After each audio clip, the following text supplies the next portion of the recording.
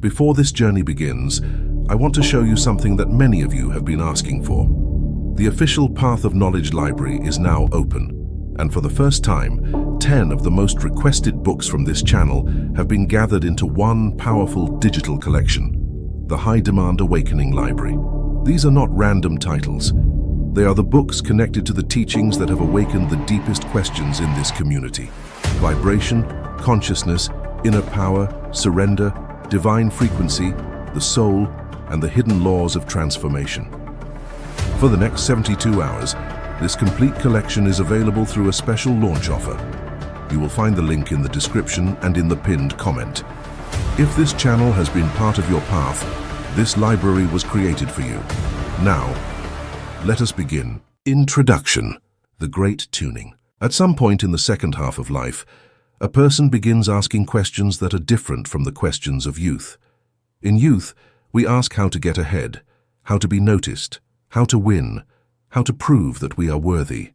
Later, after enough seasons have passed, after enough doors have opened and closed, after enough people have come and gone, the question changes. It becomes quieter, but much more serious.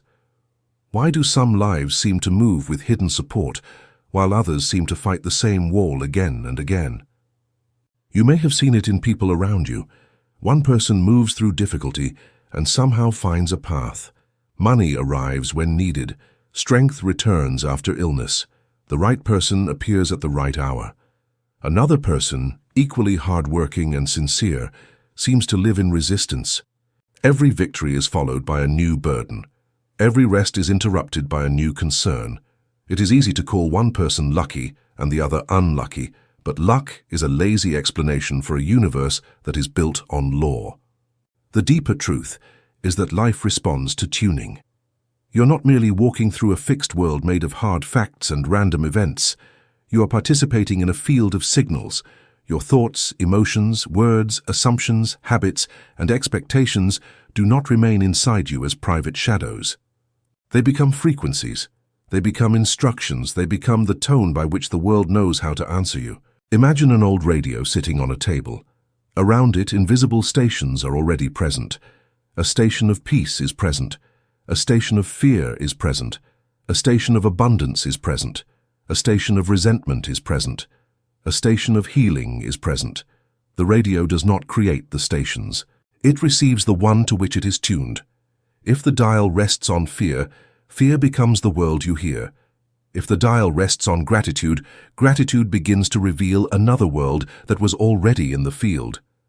This is not childish magic. It is not wishful thinking dressed in spiritual language. It is the practical art of learning what signal you have been broadcasting, what signal you have been accepting, and what signal you are now prepared to choose. The miracle is not that God changes his mind about you. The miracle is that you learn to move your own dial until you can receive what was never absent. The years behind you are not a disadvantage. They are evidence. You have lived long enough to know that force alone does not create peace. You have struggled enough to know that anxiety does not solve what love and clarity can solve. You have seen enough beginnings and endings to understand that the visible world is not the whole world. Youth often runs quickly, but maturity can finally learn to listen, and the one who listens correctly can move more powerfully than the one who only runs. In this book, we will speak of God as frequency, not to reduce the divine to a mechanical vibration, but to give language to a reality felt by mystics, poets, healers, contemplatives, and the wise across generations. The divine presence is not far away. It is not hidden beyond the stars while you suffer alone beneath them. It is near, intimate, living, available, and yet it cannot be received through panic. It is received through resonance. If your life has felt heavy, it does not mean you are cursed. If money has been difficult, it does not mean the field is closed to you. If your body has suffered, it does not mean you are abandoned. If love has been scarce, it does not mean love is not real. It may mean that the inner instrument has been tuned by fear, memory, disappointment, or old programming for so long that the music of grace has sounded faint. The first act is not to blame yourself. Blame is a low instrument. It produces nothing but more distortion. Responsibility is different. Responsibility says, if my dial has been moved by old fear, then it can be moved again by conscious practice. If my inner field has been trained by years of scarcity, it can be trained by years of abundance. If my heart has repeated grief, it can learn to repeat gratitude. This journey begins with a simple recognition. Reality is not only something you face, it is something you meet. You meet it with your state. You meet it with your expectation. You meet it with your inner speech. You meet it with the image you carry of yourself. You meet it with the emotion you rehearse most often. And reality, faithful as a mirror, begins to answer according to the frequency you bring. The purpose of this teaching is to help you become deliberate. Not tense, not obsessive, not desperate, but deliberate. You will learn to see the world less as an enemy and more as a responsive field. You will learn to treat your subconscious mind as sacred soil. You will learn to use your word as creative force. You will learn to wait without digging up your own seeds. You will learn to make the heart coherent, protect your vitality, guide your attention, renew your identity, heal the echoes of relationship, and finally, surrender into grace. Before we begin, take one slow breath. Let the body understand that this is not another demand placed upon your shoulders. This is an invitation to stop struggling against the music and learn how to tune the instrument. The reality you seek may not be far away. It may be closer than thought, waiting for the precise inner tone that allows it to enter. The path to your new life is not measured only in distance, effort, or age. It is measured in resonance. The dial can still move. The signal can still clear. The music can still change. The frequency of God has not abandoned you. It has been waiting for you to remember how to listen. There is another reason this teaching belongs especially to those who have already lived. The soul becomes more honest after it has discovered that achievement alone cannot quiet the inner noise. You may have obtained things you once believed would complete you, only to find that the same unrest followed you into a better room. You may have survived losses that stripped away illusions and left you standing before what cannot be bought. Such experience prepares the mind for frequency, because frequency is not decoration added to life. It is the hidden order beneath the life you have already been living. The world often teaches older people to lower expectation. It tells them to manage decline, accept disappointment, and call resignation wisdom. But resignation is not wisdom. Wisdom is the ability to distinguish what must be accepted from what can still be transformed. There are conditions the body may face, circumstances that require humility, and seasons that cannot be reversed. Yet the inner frequency with which you meet them can still change, and when that changes, the meaning, response, and outcome often change with it. This book does not ask you to become young again. It asks you to become tuned again. Youth is not the goal. Alignment is the goal. A young person can be full of panic, envy, confusion, and noise. An older person can become radiant, clear, magnetic, and deeply alive. The miracle is not always returning to a previous age. Sometimes the miracle is entering the age you are in with a level of spiritual authority you never had before. As you move through these chapters, do not consume them as entertainment. Let each idea test your private habits. Where is your dial first thing in the morning? What frequency lives in your speech? What emotion repeats before sleep?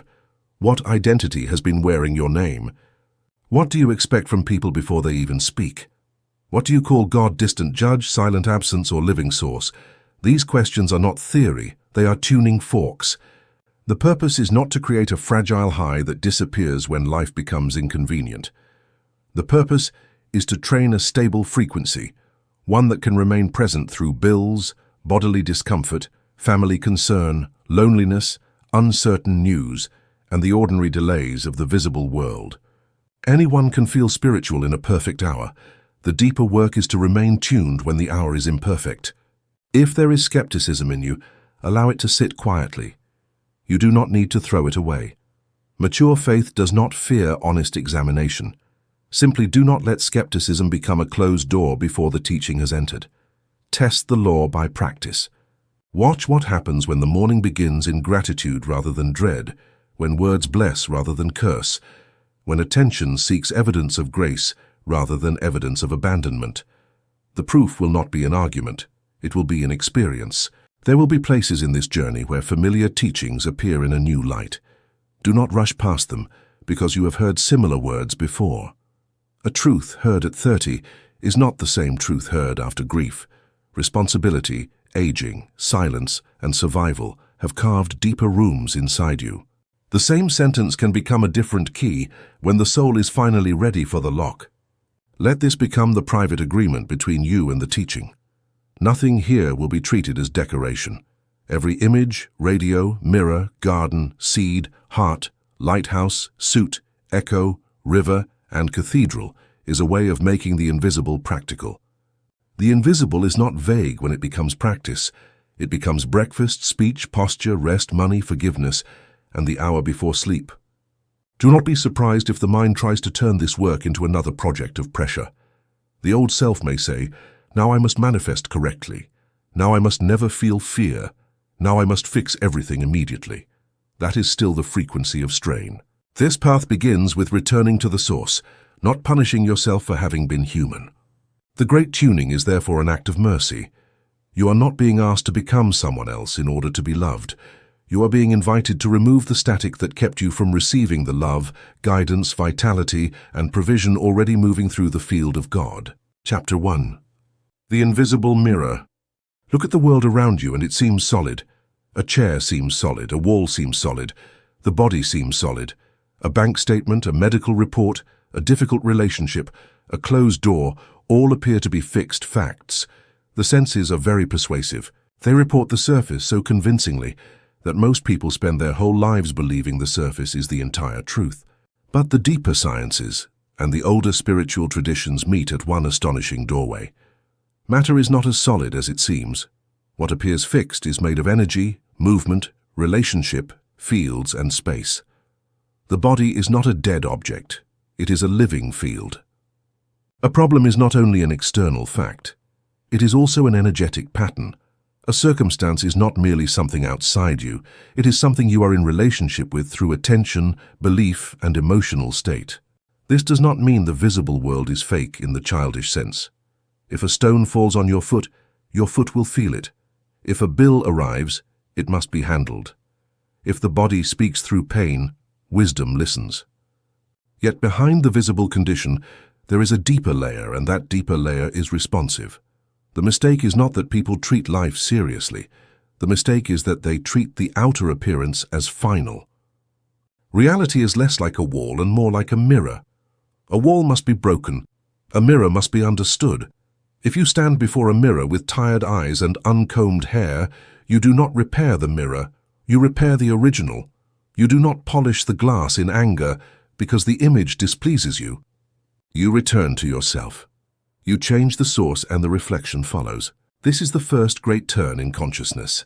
The bank account is not only money, it is a reflection of inner relationship with value, safety, receiving, trust, and worth. The body is not only chemistry, it is also the visible expression of years of emotion, speech, attention, rest, nourishment, and meaning. Relationships are not only other people, they are also echoes of expectation, self-respect, and hidden assumptions about what love must be. Most people try to comb the mirror. They try to force the partner to change without examining the state that keeps expecting conflict. They try to force prosperity while carrying an inner loyalty to lack. They try to force healing while speaking constantly to the body as if it were an enemy. They try to force peace while feeding the nervous system with outrage, complaint, and fear. Then they become exhausted and say life is unfair. The mirror does not hate you. It has no cruelty. It reflects. That reflection can become your prison if you misunderstand it, but it can become your liberation if you learn from it. When you stop attacking the reflection and return to the inner cause, your power begins to come back. You are no longer a beggar before circumstance. You become a participant in the formation of experience. In quantum language, observation matters. What receives attention becomes more definite in your world. This principle has been simplified and exaggerated by many, but beneath the misuse, there is still a sacred instruction. Attention is not neutral. To stare at a problem with fear is to feed it. To rehearse the same unwanted future is to practice it. To name the same limitation every morning is to give it a continuing place in consciousness. If you have spent years looking at debt, illness, loneliness, or disappointment as if they were permanent authorities, do not condemn yourself. You were trained by a world that teaches people to worship the visible. You were told to believe only what you can see, and then you were punished by the very appearances you believed in. Now you are learning that appearances are messages, not masters. The visible world has a delay. This is where faith becomes necessary. When you change within, the outer mirror does not always answer instantly. The old reflection may remain for a while, like light from a star that has already died but still reaches the eye. Today's conditions may be the echo of yesterday's consciousness. If you judge the new seed by the old reflection, you will abandon the work too early. The mature person understands echo. You can speak in a canyon and hear the old sound return after you have already spoken something new. The echo is not proof that the new word failed. It is simply the return of what was sent before. In the same way, when old circumstances return, do not panic. Do not say the work is useless. Say, this is an echo. I will not feed it with the same frequency that created it. There is an ancient saying, as within, so without. The phrase has been repeated so often that many no longer feel its force. It means the inner arrangement becomes the outer correspondence. A life of outer conflict usually has an inner conflict beneath it. A life of repeated lack usually has an inner contraction around receiving. A life of mistrust usually contains a hidden expectation that love is dangerous or unstable. Again, this is not a doctrine of guilt. Guilt is useless here. Guilt looks backward and says, I am bad. Responsibility stands in the present and says, I have power.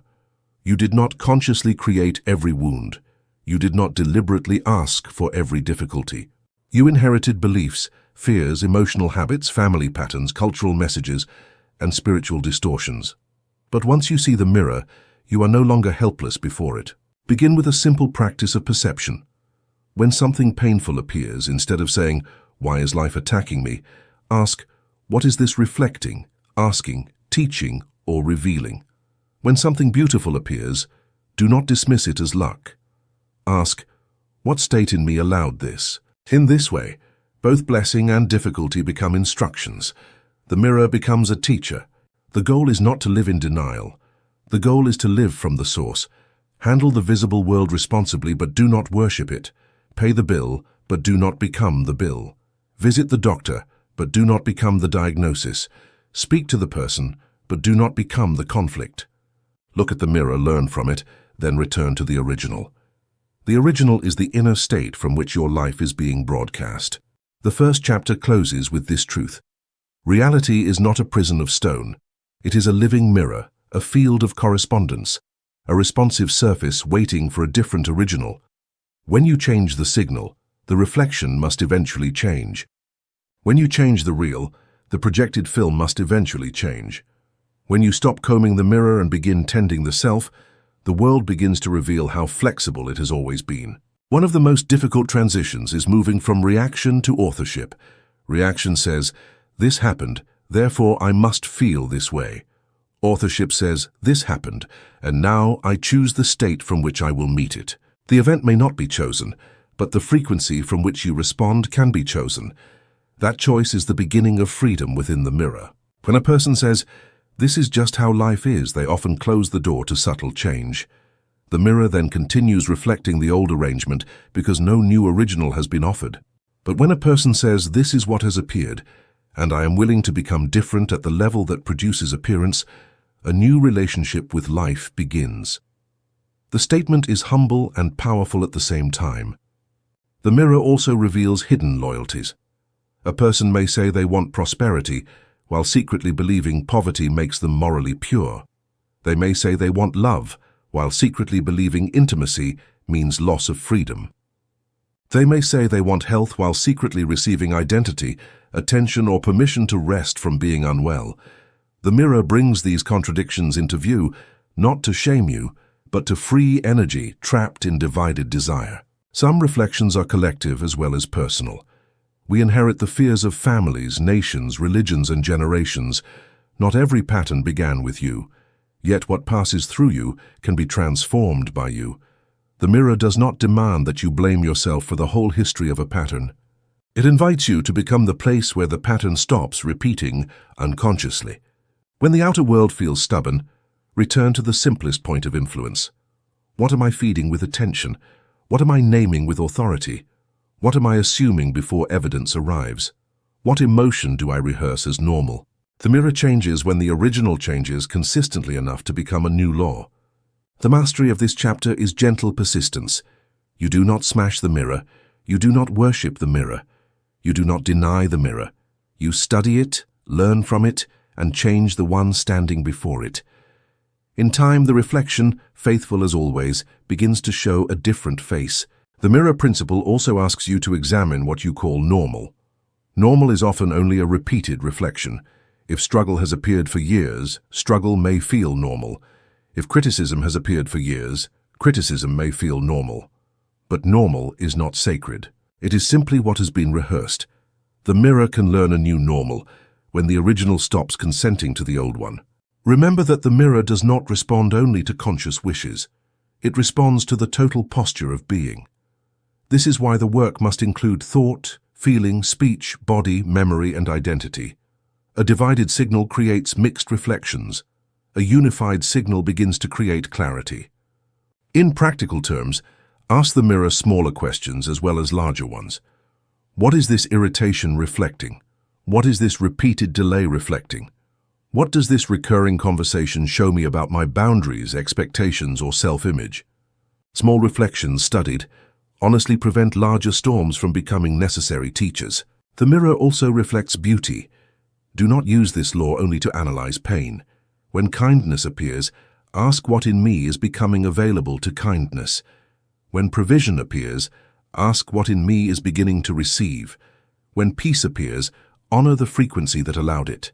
The mirror teaches through blessing as well as difficulty. Chapter 2. The Secret Garden, the Subconscious. Behind the waking mind there is a garden. It is not imaginary in the childish sense. It is the fertile depth from which habits, reactions, health patterns, desires, fears, memories, and repeated outcomes grow.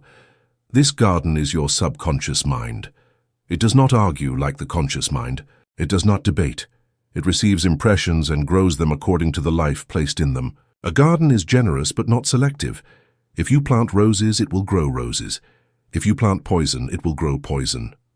The soil does not say, "This seed will harm the gardener, therefore I refuse it." The soil only obeys the law of growth. In the same way, the subconscious does not reject a thought because it is painful.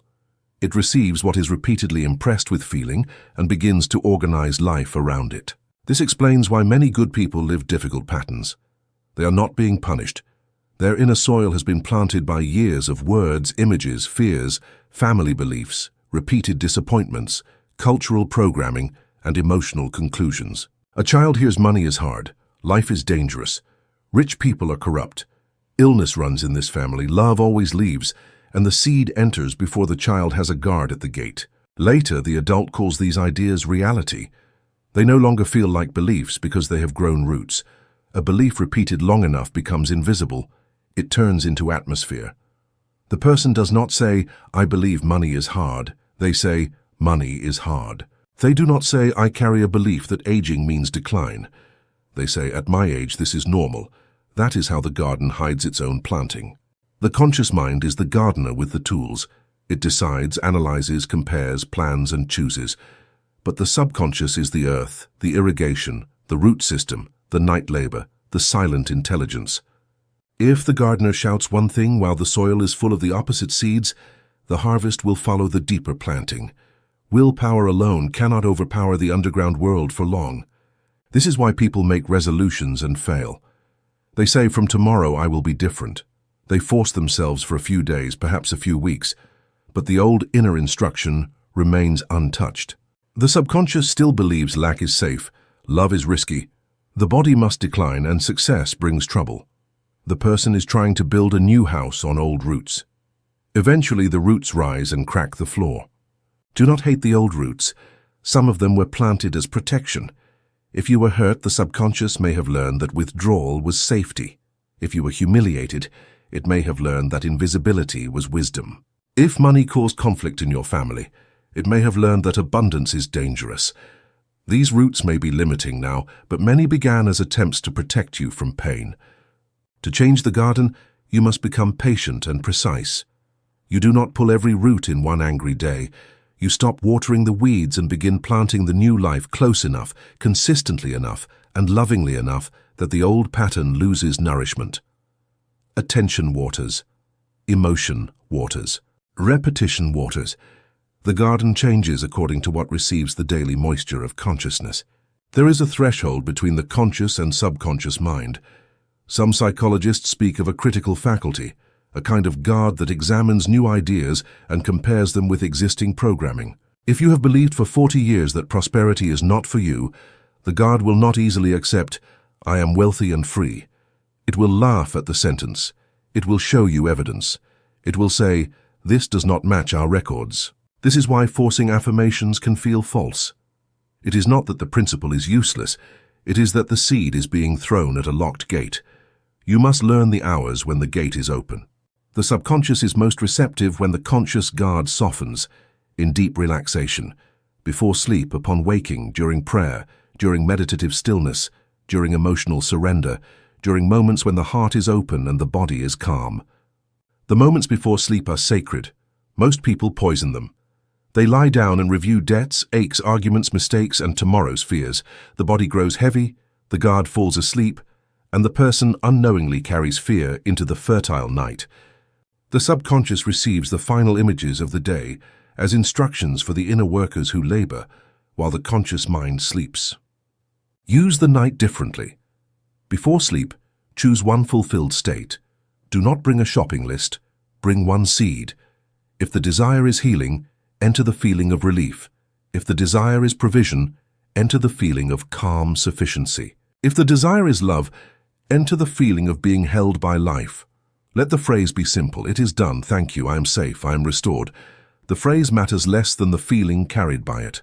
Emotion is water. A dry statement will not germinate. A statement soaked in gratitude, relief, trust, and quiet certainty enters the soil differently. The subconscious does not need loud excitement. At maturity, the most powerful emotion is often not euphoria. It is peace. It is the deep sigh of the one who knows the burden has been lifted. Practice that sigh before the visible proof arrives. There is dignity in this work. You are not begging the subconscious. You are instructing it with love. You are returning to the garden after years of strangers planting there. You are closing the gate to random voices. You are removing old signs that said danger, decline, and lack. You are placing new signs that say restoration, provision, protection, beauty, strength, and peace. During the day, do not dig up the seed. When doubt appears, answer gently. The seed is planted. The night workers know what to do. Nature does not need my panic. This is not denial. It is disciplined faith. A farmer who digs up a seed every morning to check its progress destroys the very life he claims to desire. Your age is not a problem for the garden. Mature soil can be rich. It may contain old roots, yes, but it also contains depth, memory, compost, and wisdom. The young often scatter seeds carelessly. The mature gardener knows that attention is precious. You know what you no longer wish to grow. You know the bitterness of certain harvests. That knowledge makes you powerful. The secret garden responds to new law when new law is repeated with feeling. Plant at night. Guard your speech by day. Water with gratitude. Withdraw attention from the old weeds. Do not curse the soil. It has been faithful to what it received. Now give it better seed, and it will become faithful to a better harvest. The subconscious also speaks through the body. A tight stomach before asking for money may reveal an old planting around worth. A closed throat before telling the truth may reveal an old planting around safety. A sudden heaviness before joy may reveal an old belief that happiness will be punished. Do not treat these signals as enemies. They are roots showing themselves through sensation. Writing can help the gardener see the garden. Place a belief on paper and examine it as if it belonged to someone else. Money is always hard. I am too old to change. Love does not last. My body will only decline. Once written, the belief becomes an object rather than atmosphere. You can ask where it came from, who taught it, whether it is absolutely true, and whether you are willing to continue growing it. A new seed must be believable enough to enter and elevated enough to transform. If the mind completely rejects a statement, soften it without weakening the direction. Instead of forcing, I am a millionaire. Begin with, I am becoming more available to provision. I notice new ways support can reach me. My relationship with receiving is healing. The guard is less likely to reject a bridge than a command that feels impossible. Repetition should be affectionate, not mechanical. The subconscious responds not only to frequency of repetition, but to the emotional climate surrounding it. 10 words spoken with relaxed conviction can plant more deeply than 100 shouted with desperation. The gardener does not scream at the soil, he tends it. Dreams may also begin to change when the garden is changing. Old symbols can rise, forgotten memories may appear, emotional material may surface. Do not panic. The subconscious sometimes cleans by bringing buried things into light. What rises is not always regression. Sometimes it is excavation. The final responsibility of the gardener is protection. Do not reopen the gate to every voice after planting. A single evening of fear, gossip, and hopeless conversation may not destroy the garden, but repeated exposure becomes weather. Protect the soil. You are not fragile, but you are formative. What enters repeatedly eventually grows. There is no need to hurry the garden violently. Some inner seeds have waited decades for your conscious return. They will respond to patience because patience is itself a sign that a new gardener has arrived. The old gardener neglected or panicked. The new gardener stays. If you fall asleep in fear one night, do not condemn yourself the next morning. Simply resume the work. Gardens are not destroyed by one storm when they are tended faithfully. What matters is the climate you establish over time. The subconscious learns through images, but also through environment. If the environment constantly contradicts the new seed, the work becomes harder. Place visible reminders of the new garden around you. A clean table, a sentence of faith, a glass of water blessed before drinking, a chair used for prayer. The physical world can help educate the inner soil. Above all, never treat the subconscious as your enemy. It has been faithful, even when faithfully growing the wrong seeds. The moment you understand this, you stop fighting yourself and begin directing yourself. Inner conflict becomes inner stewardship. Chapter 3. The power of the word. The word is not merely a sound. It is not only air passing through the throat.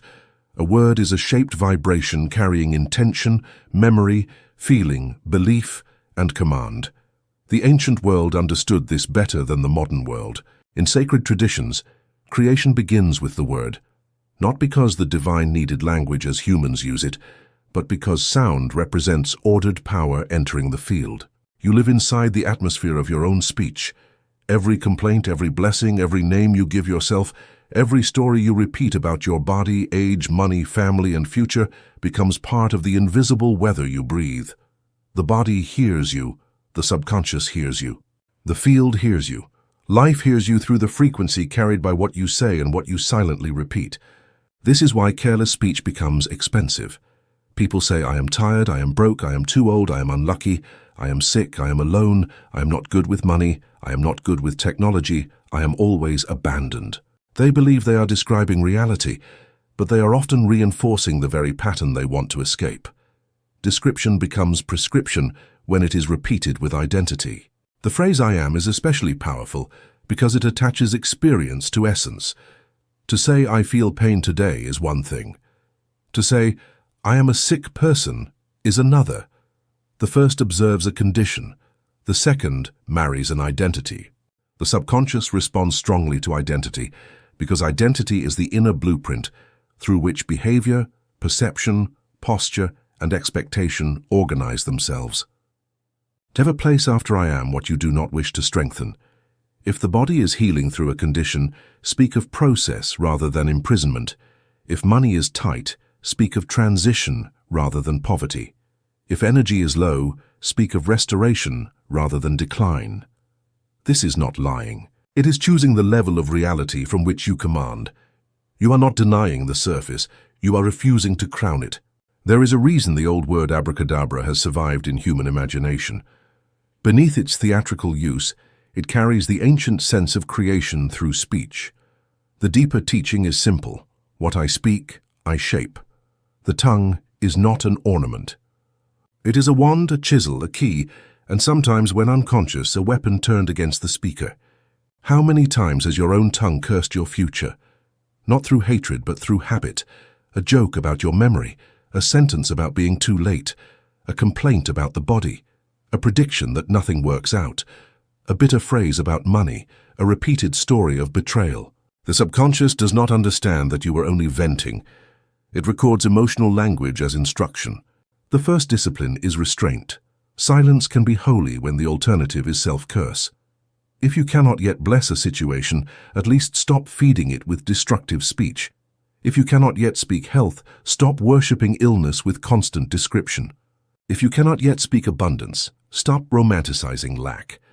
The tongue must be recalled from exile and returned to service. There is a diet of words more demanding than any diet of food. For a season, watch what leaves your mouth. Listen to yourself as if you were listening to someone casting spells over your life. Notice the phrases that weaken you. Notice the little jokes that cut dignity. Notice the stories that keep you emotionally loyal to the worst chapter of your past. The awareness may be uncomfortable. Let it be cleansing. Then begin to bless. To bless means to speak good. Bless your money as it goes out. Thank it for serving you and others. Bless your body, especially the parts that have suffered. Thank the feet that carried you, the hands that worked, the heart that stayed faithful, the lungs that continued receiving life. Speak to the body not as a broken machine, but as a loyal companion that has endured your fear and still serves you. Bless your home. Bless your food. Bless your relationships, even those that are difficult. Bless the day before it proves itself. Bless the phone before it rings. Bless the unknown road before you walk it. This is not superstition, it is inner orientation. Blessing places the mind in cooperation with life, rather than suspicion of it. Your words also train perception. When you say people are cruel, the mind searches for evidence. When you say support is appearing, the mind searches differently. The reticular system in the brain filters the world according to what matters. Speech tells it what matters. Speak only of danger, and the mind becomes a hunter of danger. Speak of grace, and the mind begins to notice where grace has been standing quietly in plain sight. There is a difference between truthful speech and defeated speech. Truthful speech can say, "This is the condition I am facing, and I am meeting it with wisdom." Defeated speech says, "This condition is my master." Truthful speech is sober, clear, and responsible. Defeated speech is hypnotic. It repeats the wound until the wound becomes a throne. The word is also relational. The way you speak to others returns to you through the field. A harsh word thrown into a home does not disappear. It hangs in the room. A word of honor can change the chemistry of a marriage, a family, or a difficult conversation. If you wish to raise the frequency of your life, raise the quality of the words you release into the places you inhabit. Do not make this discipline rigid or fearful. You will make mistakes. You will complain. You will catch yourself halfway through an old phrase. When that happens, stop and revise it aloud. No, that is the old word. The new word is this. The correction matters. It tells the subconscious that a new authority has entered. Before we continue, if this teaching is resonating with you and you want to go deeper into the complete written experience, the full premium edition is available through the link in the description. Return to it slowly, not as information to collect, but as a frequency to practice. The chapter of the word closes with one command. Speak as if life is listening because it is. Speak as if your cells are listening because they are. Speak as if the future is formed in part by the sound you give it, because the word is one of the instruments through which the invisible becomes visible. Notice also how the word shapes memory. When you tell the same story of being wronged, the memory becomes sharper along the edges of pain. When you tell the story with wisdom, the same event begins to release its poison. You need not falsify the past. You can narrate it from a higher altitude. Instead of saying, "I was destroyed," you may say, "I was initiated through difficulty and returned with greater sight." Words spoken about age are especially important. The culture repeats decline as if it were a hymn. People gather and compare pains, medications, limitations, and fears as though belonging requires agreement with deterioration. Refuse to make decline the language of fellowship. You can be honest about the body without placing your spirit under a curse. The word can also open the heart to money. Many people curse money whenever it leaves, then wonder why money hesitates to visit. They pay with resentment, receive with guilt, and speak of wealth with suspicion. Begin blessing circulation. Money is a movement of value. Let it move through clean hands, clean intention, and clean speech. What is blessed can return without shame. Practice replacing final words with transitional words. Instead of saying, "This is impossible," say, "I have not yet seen the way." Instead of saying, "I always fail," say, "I am learning to move differently." Instead of saying, "No one helps me," say, "Support can reach me through known and unknown channels." Transitional language keeps the door open. The highest use of the word is praise. Praise does not flatter life falsely. It recognizes the good so the good can become more visible. Praise the body for what works. Praise the day for one mercy. Praise the person for one genuine quality. Praise God before the answer arrives. Praise lifts the speaker into the field of receiving. In the end, the tongue must become a servant of the soul, not a servant of habit. Let your speech be clean enough that silence is not ashamed of it. Let your words build rooms where peace can live. Let your mouth become an altar where the future is blessed before it is born. There are words you must stop borrowing from the frightened world. The world speaks in statistics, decline, inevitability, crisis, and comparison. You may hear those languages, but you are not required to make them your native tongue. The soul has another language: blessing, restoration, guidance, provision, peace, and becoming. Speak slowly when the word matters. Speed often belongs to habit.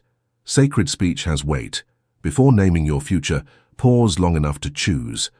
One chosen sentence can interrupt a whole lineage of unconscious repetition. A word repeated in the presence of others also creates social reality. If you constantly tell family that you are declining, they begin to treat you according to that decree. If you speak with quiet expectation of vitality, creativity, and purpose, you invite them to meet a different version of you. Your word trains not only your mind, but the field around you. There will be times when the most powerful word is no. No to gossip, no to self-insult, no to rehearsing disaster, no to inherited decline, no to speaking from a wound that wants to remain in charge. No, when spoken from the soul, is also a creative word, because it clears the space where yes can become fruitful. Chapter 4. The law of the harvest, the gestation time. The modern world has taught the mind to distrust time. We press a button and expect an answer. We send a message and expect immediate response. We order and expect delivery. But the deeper laws of life do not obey the nervous impatience of machines. Seeds still require darkness.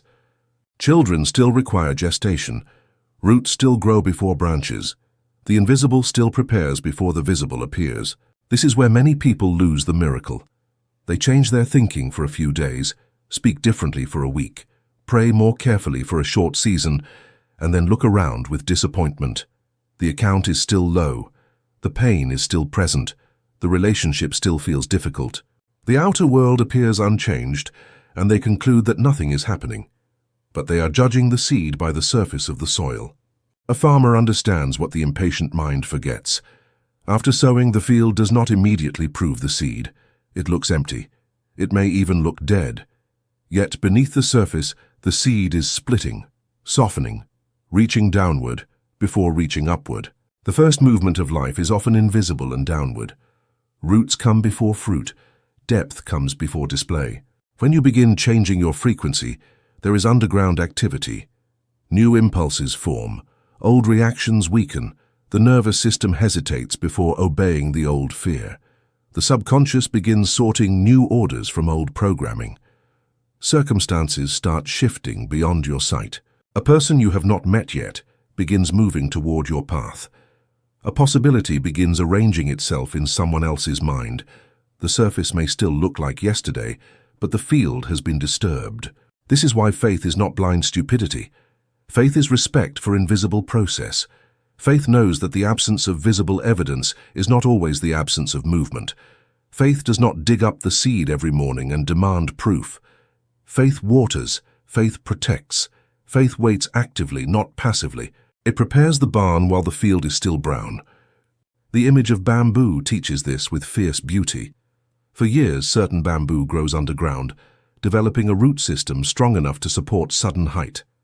To the impatient eye, nothing is happening. To the wise eye, foundation is forming. When the visible growth finally arrives, it seems sudden, but the suddenness was prepared by long invisibility. Your life may contain bamboo seasons. Years that seemed unproductive may have been forming depth. Delays that humiliated you may have developed endurance. Losses that disappointed you may have removed false supports. Waiting that felt like punishment may have been strengthening roots capable of sustaining a blessing that would have broken the younger version of you. At maturity, you can understand what youth often cannot. A blessing without roots can become destruction. Wealth without wisdom can scatter a person. Love without self-respect can become dependence. Power without humility can become arrogance. Visibility without identity can become collapse. Sometimes life delays the fruit until the roots are mercifully strong enough to hold it. There is another mercy in delay. Imagine if every thought appeared instantly. A moment of anger would become catastrophe. A passing fear would become a life event. A jealous thought, a foolish sentence, a sudden worry, all would become unbearable realities. Time protects you from your own unchosen thoughts. It gives you space to correct, revise, and choose what will be watered long enough to become visible. Delay is not always denial. Sometimes delay is the universe asking, is this truly the seed you want to grow, or only a passing storm in your mind? The field responds not to every flicker, but to persistence. What you return to with emotion and repetition becomes cultivated. This is why consistency matters more than intensity. One day of spiritual excitement rarely changes a life. 100 quiet returns can. There is a phase in every transformation when the old structure breaks. The seed shell cracks. If the seed could interpret, it might believe it was dying. In truth, it is opening. Human beings often experience this as confusion, pressure, or the temporary worsening of appearances. Old patterns resist removal. Old identities tremble. The former world shakes because a new one is pressing through. Do not run backward at the cracking stage. When a new bill arrives after you begin practicing abundance, do not say abundance failed. When a symptom flares after you begin practicing healing, do not say healing failed. Stand still. Ask what must be met responsibly, then remain faithful to the new frequency. The old shell may be breaking. Do not mistake birth pressure for evidence of defeat. The danger is doubt repeated as ritual. Doubt by itself is not fatal. A passing question is human, but obsessive checking can kill the seed. Looking for results every hour, measuring the body with panic, watching the account with dread, testing people to see if they have changed. All of this drags the seed into harsh light before it has rooted. Faith is not staring at the soil. Faith is tending the conditions. Active waiting is the mature path. If you pray for rain, prepare the vessel. If you expect healing, make plans that honor health. If you expect prosperity, organize your affairs like someone ready to receive responsibly. If you expect love, become a home where love can breathe. Waiting does not mean doing nothing. It means acting from confidence rather than panic. The Greeks distinguished ordinary clock time from the ripe moment. Chronos measures minutes. Kairos reveals the appointed hour. Human anxiety lives in Chronos, counting days and fearing loss. Divine timing moves through Kairos, arranging readiness, relationship, circumstance, and inner state. A thing can be late by the clock and perfectly timed by the soul. Look back honestly. Have there not been events you once cursed that later revealed hidden mercy? Doors that closed and protected you, delays that prevented mistakes, losses that cleared the road, meetings that came at the precise moment you could finally receive them. If life has done this before, let that memory become evidence. The field is not dead. It is often arranging more than your eyes can follow. The law of harvest is simple but demanding. Plant deliberately. Water with feeling. Protect the seed from daily doubt. Prepare as if the sprout is already moving beneath the soil. Trust the darkness where roots are forming. Do not abandon the field because the first thing you see is brown earth. The unseen is not empty. It is where every harvest begins. There is a temptation to compare your seed with someone else's harvest. You may see another person receive quickly what you have desired for years. The old mind calls this injustice. The wise mind says, I do not know the history of their field, and I will not abandon mine because another crop has appeared elsewhere. Comparison is one of the ways people stop watering their own soil. Some seeds are seasonal. If planted in the wrong inner season, they wait. This waiting is not failure.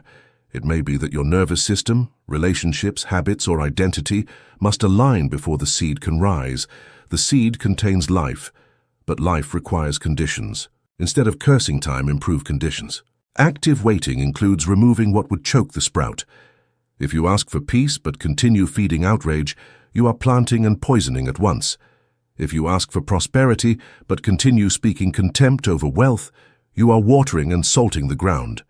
If you ask for love but continue rehearsing betrayal, the new seed competes with an old forest. Clear around what you desire. There are also false sprouts. Sometimes early excitement appears and disappears. Do not despair. Early movement teaches. A conversation that does not become the final answer may still prepare you for the answer. A small improvement that fades may still show the body that change is possible. Harvest is often preceded by signs that train faith. Waiting matures desire. At first, a desire may be mixed with fear, pride, revenge, or the need to prove something. During gestation, the desire can become cleaner. You may discover that what you truly wanted was not the object alone, but peace, dignity, expression, safety, or love. Then the harvest arrives in a truer form than the first request. Trust does not make you inactive. Trust makes your action less frantic. You still send the letter, make the call, study the skill, care for the body, prepare the room, and manage the visible responsibilities. But you act as one cooperating with growth, not as one trying to force the sun to rise. A harvest can also arrive in a form that teaches stewardship. Sometimes the first sign is not the full answer, but an opportunity to prove you can handle the answer. A small amount of money tests whether you bless or fear. A small improvement in health tests whether you continue caring for the body. A small opening in love tests whether you remain grounded. Do not confuse silence with absence. The womb is silent. The earth around a seed is silent. The workshop of God is often silent. Noise is not proof of progress, and silence is not proof of abandonment. Faith in gestation is strengthened by remembering previous harvests. Write down times when life worked without your constant control. Remember the help that arrived unexpectedly, the problem that resolved, the strength that came when needed. Memory can either feed fear or nourish faith. Choose which memories water the field. The waiting season is not empty time. It is character time. The person who can remain faithful without applause becomes capable of holding blessings without addiction to applause. The hidden season forms the vessel as much as the visible harvest fills it. Chapter 5. The radio of the heart, vibration and feeling. The mind can understand a teaching and still fail to live it. Many intelligent people know the language of manifestation, prayer, consciousness, and faith, yet their lives do not change deeply because the teaching remains in the head. The head can repeat a principle. The heart must become the principle. The universe does not respond most strongly to a sentence recited without feeling. It responds to the state carried beneath the sentence. The heart is not merely a pump. Even if one approaches the subject scientifically, the heart generates a powerful electromagnetic field and communicates constantly with the brain, the nervous system, and the body. Spiritually, the heart has always been regarded as a throne, a chamber, a temple, a sanctuary, and the center through which human life rises or falls in frequency. Thought gives direction, but feeling gives force. The mind may say, "I choose peace," while the heart broadcasts fear. The mind may say, "I choose abundance," while the chest is tight with panic. The mind may say, "I am healed," while the body is filled with dread and resentment. In the conflict between a weak mental statement and a strong emotional broadcast, the stronger signal usually governs the field. This is why empty affirmation often disappoints people. They repeat words while the heart remains loyal to the old condition. They speak wealth with a poverty vibration. They speak love with an abandonment vibration. They speak health with a terror vibration. The field hears the whole person, not only the sentence. To tune to the frequency of God, the head and heart must begin to agree. Return to the radio image. You do not receive a station because you desire it while leaving the dial untouched. You receive it when the instrument vibrates at the corresponding frequency. Emotion is the dial. Desire says what you want. Feeling says where you are tuned. The work is not to deny desire, but to move feeling into the state of fulfillment before the outer signal is fully visible. This is difficult because the world trains us to feel after the event. I will feel safe after money comes. I will feel loved after the person appears. I will feel healthy after the report changes. But spiritual law asks for a reversal. Feel the state first, not as pretense, but as inner entrance. Enter the relief, enter the gratitude, enter the safety, enter the dignity. The outer world then begins to reorganize around the frequency you have inhabited. Neville Goddard expressed this in a phrase often repeated because it remains powerful. Feeling is the secret. The secret is not emotional hysteria. It is not forcing excitement. It is the quiet capacity to wear inwardly the state you seek to meet outwardly. If healing is desired, what is the feeling of being restored? If provision is desired, what is the feeling of being supplied? If companionship is desired, what is the feeling of being cherished by life? For many in the second half of life, the highest feeling is not wild joy. It is relief. It is the shoulders dropping. It is a long breath. It is a soft yes in the chest. It is the sense that a burden has been handled by a wisdom greater than your own. Practice that relief. Relief is a holy frequency because it announces that the war is over before the battlefield has visibly changed. Gratitude is the master key because gratitude belongs to fulfillment. You can hope for what has not arrived. You can desire what is absent, but gratitude naturally belongs to what is received. When you give thanks before the visible proof, you are standing in the end. You are letting the subconscious and the field know this is no longer distant to me. It is real in my inner world. Gratitude also cancels certain lower frequencies. You cannot fully inhabit gratitude and bitterness at the same moment. You cannot fully inhabit gratitude and panic at the same moment. The body changes under gratitude. Breath softens. Muscles release. Perception opens. The mind becomes available to possibility. Gratitude is not politeness. It is a technology of alignment. A simple heart coherence practice can change a day. Bring attention to the center of the chest. Breathe slowly, as if the breath were moving through the heart itself. Let the exhale carry away tension. Then remember one moment of sincere appreciation. It may be a grandchild's face, a sunrise, a dog leaning against your leg, the taste of coffee, the fact that you are still alive. Let the feeling become warm. From that warmth, speak your prayer. Not from desperation, not from clenched demand, from coherence. The request carried by a coherent heart is different from the request carried by panic. Panic says, I am separate from the source. Gratitude says, I am already in contact with the source. Prayer becomes most powerful when it rises from contact, not from exile. Beware of unconscious tuning. The heart radio is always broadcasting. Many people wake and immediately tune to yesterday's worries. They scan the body for pain, remember bills, rehearse family problems, and check the world's fear before their own soul has been given a chance to speak. By breakfast, the dial is already set to struggle. Then they call the day heavy. Begin the morning differently. Before the world enters, choose a frequency. Give thanks for 3 things slowly enough to feel them. Bless the day before it proves itself. Breathe into the heart and remember that you are not alone inside existence. A small smile is often the sign that the dial has moved. It does not have to be dramatic. It only has to be sincere. There is a way of living that follows the old order. Have, then do, then be. When I have money, I will do what I want, and then I will be peaceful. The higher order is be, then do, then have. Be peaceful now, and from peace, take different action. Be abundant in the inner state, and from abundance notice different opportunities. Be loved in the heart, and from love stop begging for proof. This does not mean outer conditions do not matter. They do. But the order of power matters more. If your state depends entirely on conditions, you are a servant of every change. If conditions are met from a trained state, you become steady. You may still handle difficulty, but difficulty no longer owns the frequency of your entire being.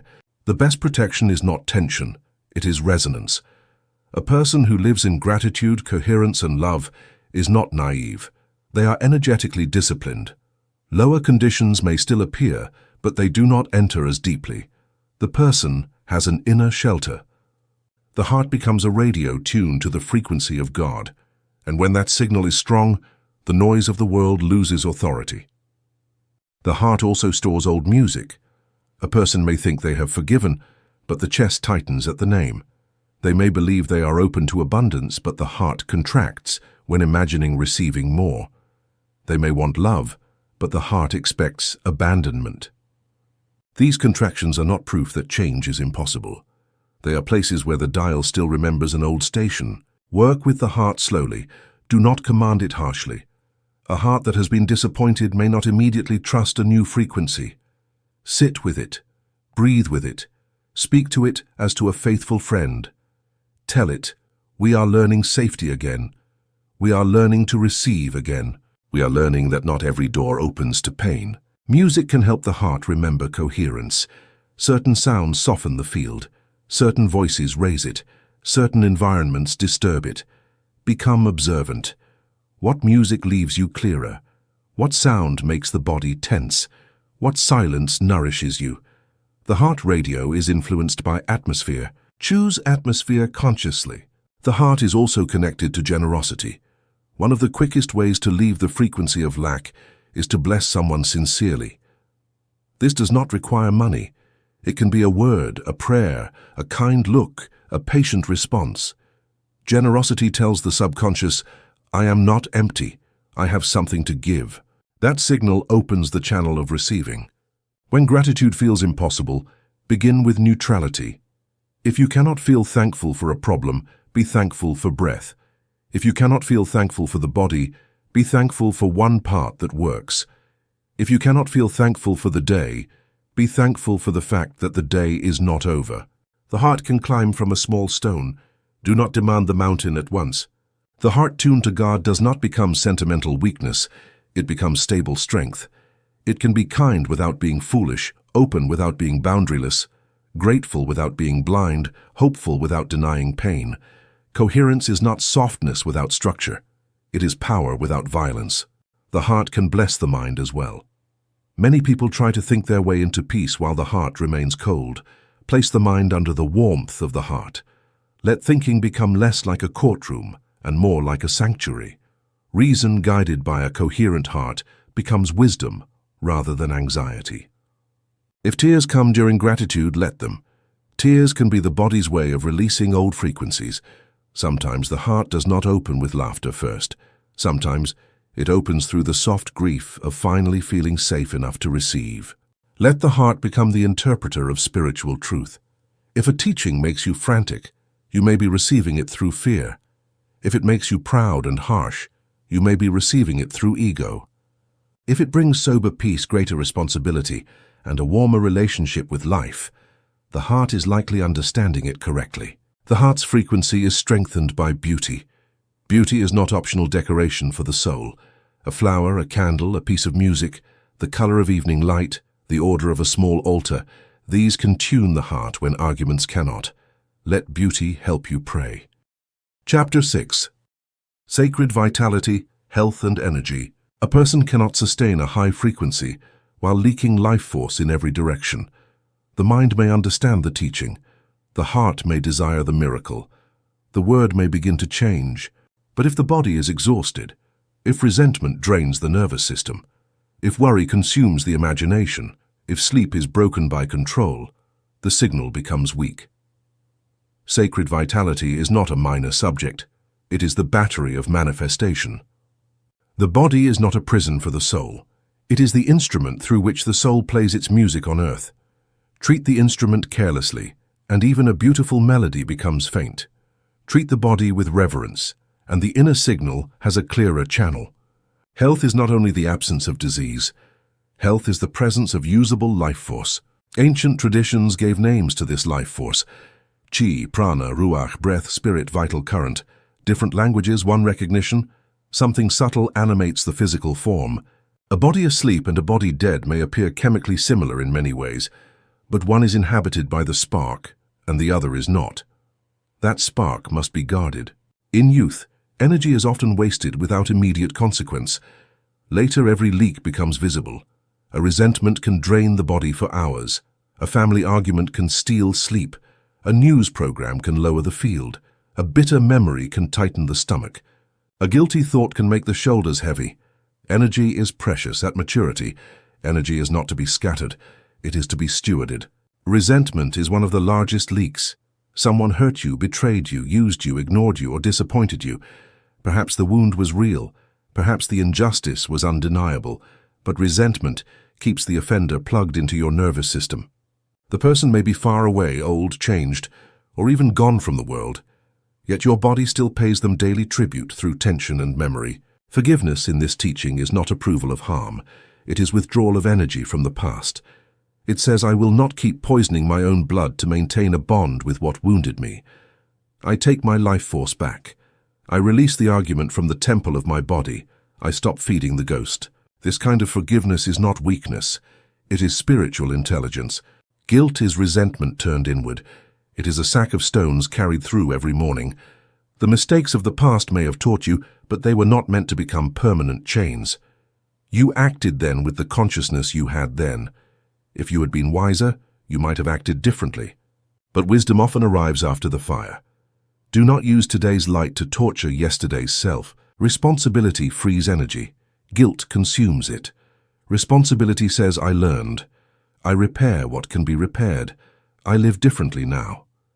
Guilt says, I must continue suffering to prove that I understand. That is false. Suffering is not proof of transformation. A changed life is proof of transformation. Put down the stones. You need your energy for the road ahead. Worry is imagination misused.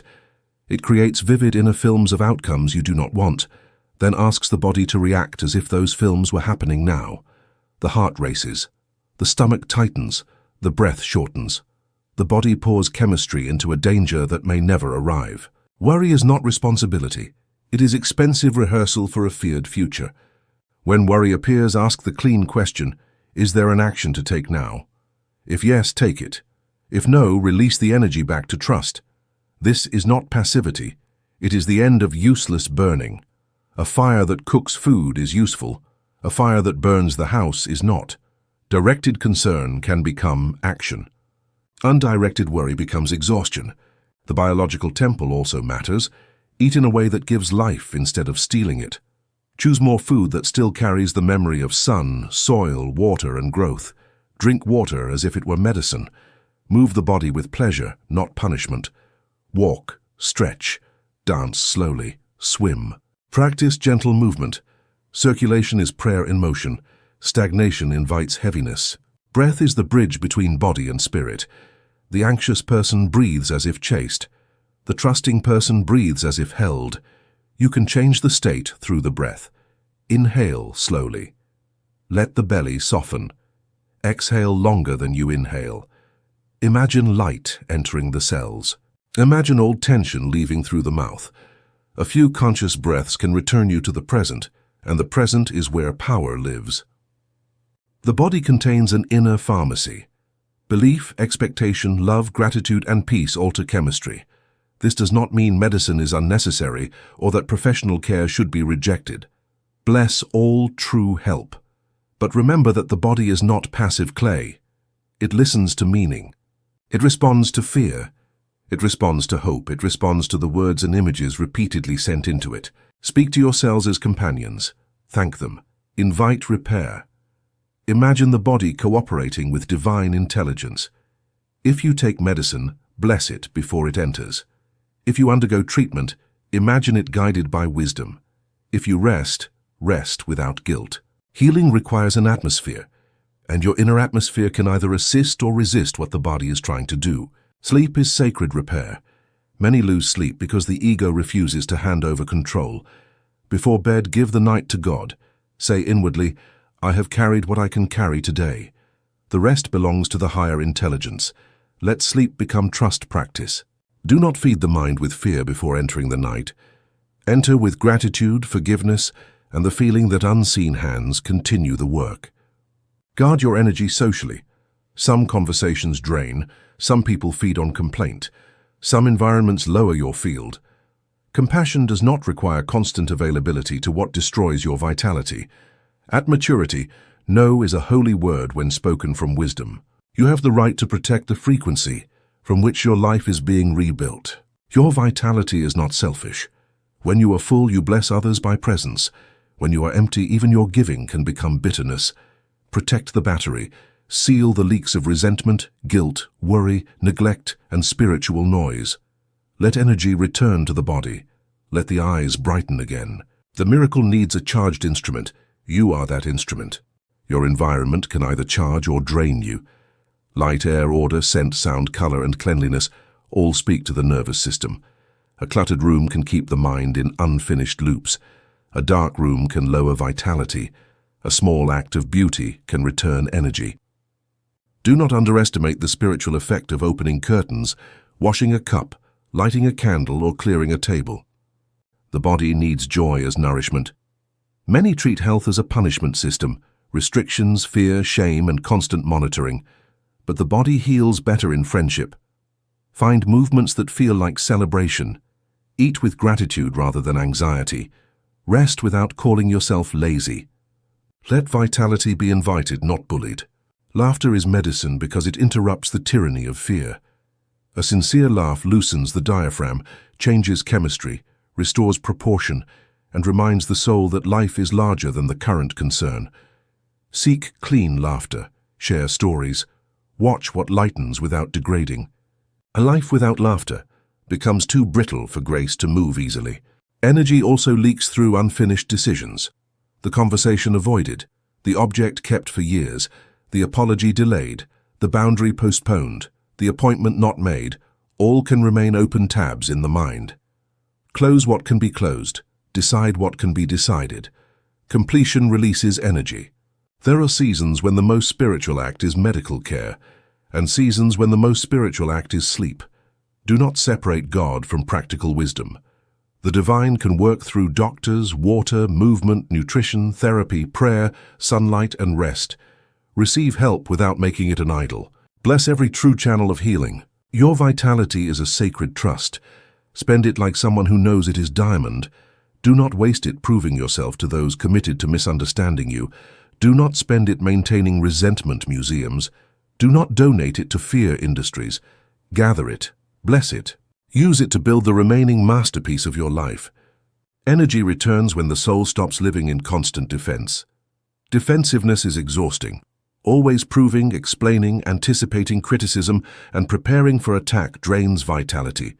As your inner authority grows, you will waste less energy defending a self you are no longer unsure of. The body loves rhythm. Regular sleep, regular meals, regular movement, regular silence, and regular gratitude teach the nervous system that life is not constant emergency. Rhythm is one of the ways grace enters biology. There is also vitality and purpose. A body often grows tired when the soul believes there is no reason to rise. Give the day meaning, even a small one. Someone to bless, a page to read, a room to brighten, a prayer to offer, a walk to take, a memory to heal.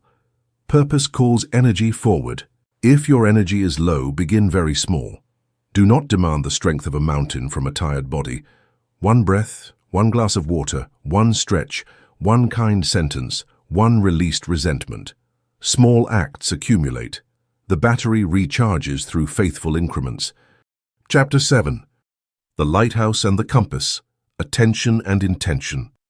You do not see the world as it is in its totality. No human being does. You see what the mind has been trained to notice. Two people can walk the same street and inhabit different universes. One sees danger, one sees architecture, one sees business opportunity, one sees loneliness. One sees beauty in a flower breaking through cement. The street is shared, but attention creates the experienced world. Attention is the lighthouse. It illuminates certain objects and leaves others in shadow. Intention is the compass. It tells the lighthouse where to turn. Without attention, life feels random. Without intention, attention is hijacked by habit, fear, media, memory, and other people's urgency. A person without a chosen focus becomes easy to govern from outside. The brain filters reality. It cannot process every sound, color, movement, threat, opportunity, face, detail, and possibility with equal intensity. It selects.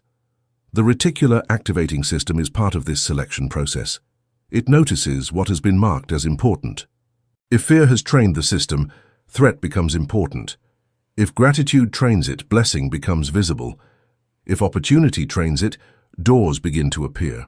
You have experienced this with ordinary things. Decide to buy a certain car, and suddenly that model appears everywhere. It was not created overnight. It entered relevance. In the same way, support may be around you now, but filtered out. Abundance may be moving near you, but unrecognized. Kindness may appear often, yet your mind, trained by disappointment, may dismiss it quickly and remember only insult. This is not because the mind is evil. It is because the mind is obedient. It goes hunting for what you repeatedly name.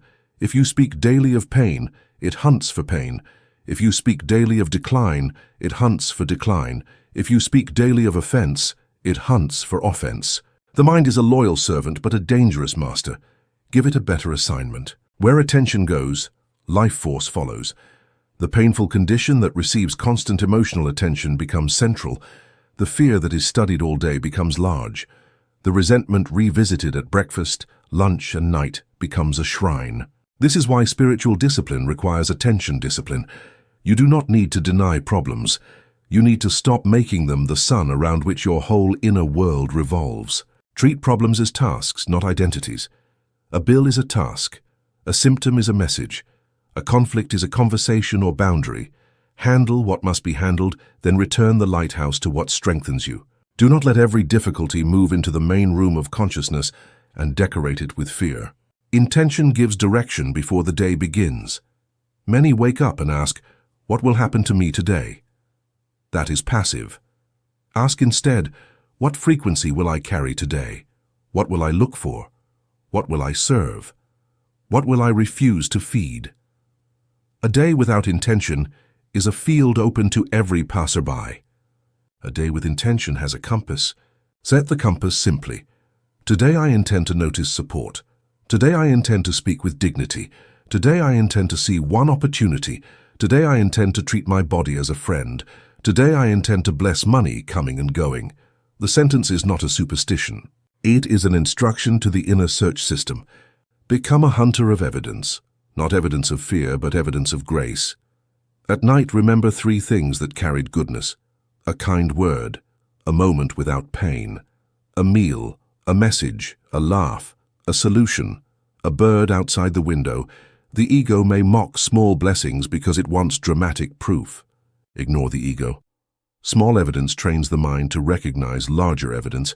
Do not despise small signs. A small refund, an unexpected call, a useful idea, a pleasant encounter, a moment of physical ease. These are birds before land. They announce that the field is shifting. If you dismiss them, you train the mind to ignore help.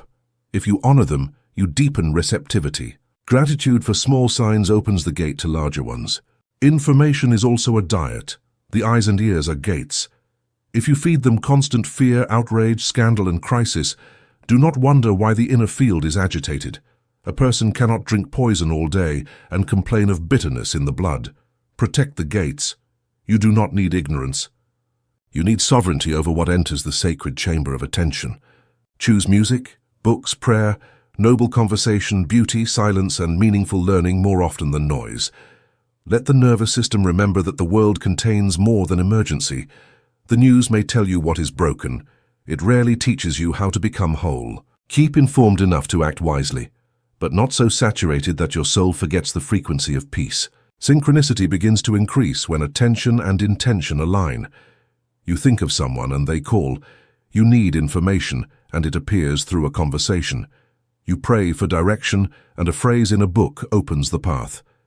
Do not become superstitious, but do become attentive. The field often speaks through meaningful coincidence. A mature soul can recognize a wink without becoming childish about it. There is also an art of holy indifference. Not everything deserves your light. Not every argument deserves your breath. Not every insult deserves a response. Not every ache deserves a throne. Not every opinion deserves entry. Attention is expensive. Spend it where it builds life.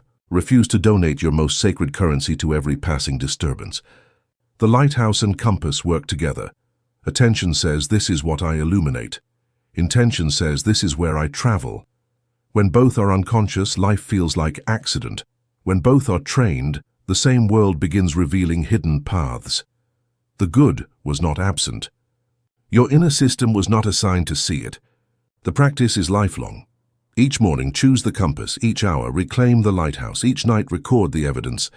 In time, the mind changes its loyalty.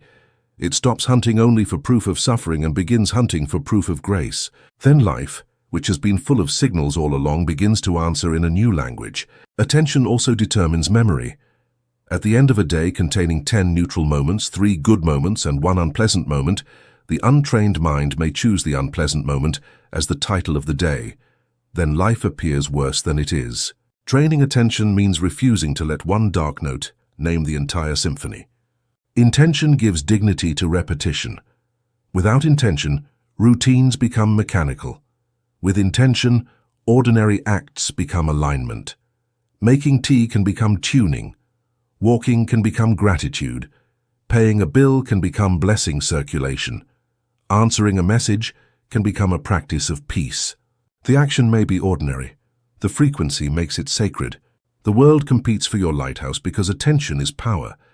Advertisements, headlines, arguments, platforms, and fearful voices all profit from captured focus. To reclaim attention is to reclaim sovereignty. You cannot build a miraculous life while donating your inner screen to every alarm designed by strangers.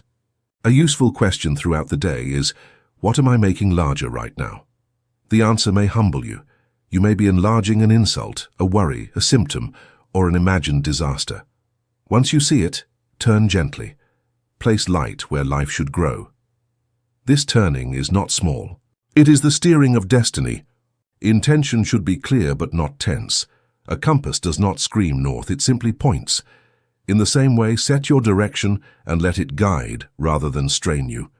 If the intention becomes obsession, return to the heart. Obsession is often fear dressed as focus. True intention carries steadiness. When the lighthouse and compass are trained, the day becomes less random. You begin to see what had been invisible. You recognize help sooner. You waste less energy on distractions. You move through the same world with a different map. And because the map is different, the journey changes. Attention must be reclaimed not once but many times. The mind wanders, the world calls, old fear interrupts. Each return strengthens the faculty of command. Do not despise the need to return. Returning is training. The compass also protects you from other people's storms. When you know your intention, you are less easily drafted into dramas that do not belong to your soul. You can be compassionate without being captured.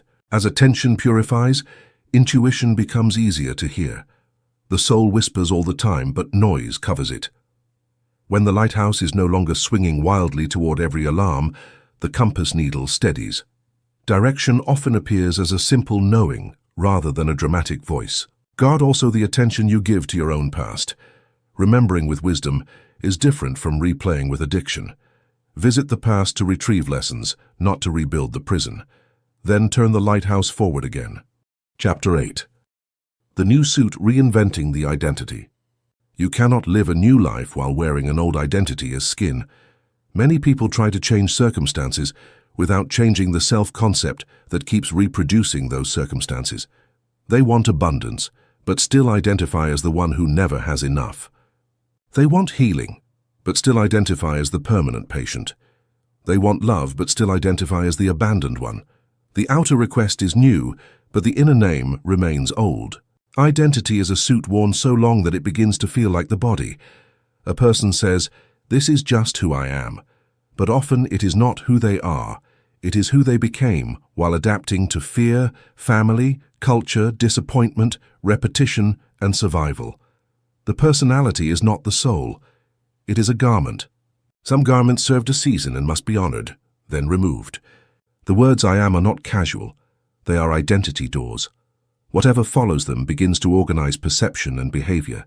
I am too old. I am bad with money. I am always tired. I am not attractive. I am not chosen. I am the one who suffers.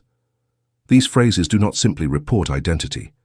They maintain it. A new life requires a new inner name, not a public performance, not vanity, not denial, but a clean declaration of what you are now willing to become. I am restored. I am guided. I am prosperous in consciousness. I am learning vitality. I am available to love. I am a wise steward of my energy. I am not the wound. I am the one who rose through it. Society gives heavy labels in later life. Retired, old, widow, sick, limited, outdated, past the prime. These labels can become coffins if accepted without examination. To retire from a job is not to retire from life. To lose a partner is not to lose the capacity for love. To have a diagnosis is not to become only a diagnosis. To age is not to become irrelevant. A tree in maturity gives shade that a sapling cannot give. Acting as if is often misunderstood. It does not mean pretending foolishly. It means practicing the physiology, speech, emotional state, and choices of the identity you are entering. An actor who plays a king does not wait until the audience crowns him before standing with dignity. He enters the posture, the voice, the stillness, the command. In time, the body believes the role. Life is the theater where identity is rehearsed into form. How would the restored version of you walk into the room? How would the prosperous version handle a bill? How would the loved version speak to the mirror? How would the healthy version choose breakfast? How would the wise version respond to criticism? These questions are not fantasy. They are costume fittings for the new self. Posture is spiritual language. A collapsed chest, lowered eyes, shallow breath, and dragging step tell the subconscious that defeat is still law. Lift the chest. Let the shoulders open. Breathe as one who is allowed to occupy space. Look ahead. Walk with quiet dignity. The body informs the mind. Sometimes the fastest way to change thought is to change the temple that carries it. Do not wait to feel worthy before caring for your appearance and environment. Care creates worthiness in the body. Bathe as a ritual. Dress with respect. Use the good cup. Clear the room. Open the window. Remove objects that keep you emotionally married to a dead chapter. Your surroundings should not constantly vote for your former self. Elegance is not about wealth. It is about reverence. A clean shirt, a brushed head, a table set with care. A room ordered with dignity. All tell the subconscious that life is still worth receiving. Neglect says the party is over. Care says the temple is open. The universe responds differently to a person who has not abandoned themselves. The old identity will accuse you of being false. It will say, "Who do you think you are?" It will call your new posture ridiculous, your new speech artificial, your hope naive. Understand this. The old identity is protecting its position. It would rather be familiar than free. Let it protest. You are not lying. You are rehearsing truth before the outer world has caught up. There is a secret dignity in practicing before evidence. Every master once moved awkwardly. Every new role feels strange at first. New shoes are stiff. New language feels foreign. A new self-concept may feel uncomfortable because the nervous system has not yet learned it. Continue. The leather softens, the voice steadies. The new identity begins to feel like home. Change the inner dialogue around mistakes. When you drop something, forget something, or stumble, do not use it as evidence for decline. Speak as a loving guide. Stay calm. You are learning. You are present. Nothing sacred has been lost. The mind must feel safe inside your own voice. Cruel self-talk is an old government. Dismiss it. Your home is the stage on which identity is practiced. If the house is full of stagnant memory, make one corner clean and alive. If you cannot change everything, change one table, one drawer, one window, one chair. Let some part of the physical world confirm the new order. Beauty gives the subconscious evidence that something has shifted. Perspective is one of the gifts of age. You have survived things that once seemed impossible. You have crossed storms, losses, humiliations, and uncertainties. Do not identify only with the wound. Identify with the one who endured. The young often panic because every storm feels final. You know storms pass. Use that knowledge as part of the new suit. Create a simple threshold ritual. During a bath or shower, imagine the old labels loosening. Tired one, unlucky one, abandoned one, sick one, invisible one, all washing away as names that no longer govern. When you dress, dress the one who is returning. When you look in the mirror, do not search first for proof of age. Search for the light in the eyes, it is still there. The new identity is not a mask meant to impress the world. It is a vessel large enough to receive the life that is calling you. New wine needs new wineskins. New blessings need a self-concept that can hold them without sabotage. Put on the new suit with humility and authority. The former garment protected you once. Now it is too small for the soul that is rising. Identity also determines what feels normal. If struggle feels normal, ease may feel suspicious. If abandonment feels normal, faithful love may feel boring or frightening. If scarcity feels normal, receiving may create guilt. The new identity must normalize the blessing before the blessing can remain. Otherwise, the person unconsciously returns to the old emotional climate. This is why some people receive money and lose it, receive love and sabotage it, receive health and neglect it. The outer gift arrived, but the inner container was not renewed. The new suit is the container. It teaches the body that the blessing belongs here. It teaches the nervous system that good can stay. Speak to the future self as a present companion. Ask inwardly, how would the restored one respond now? How would the prosperous one organize this?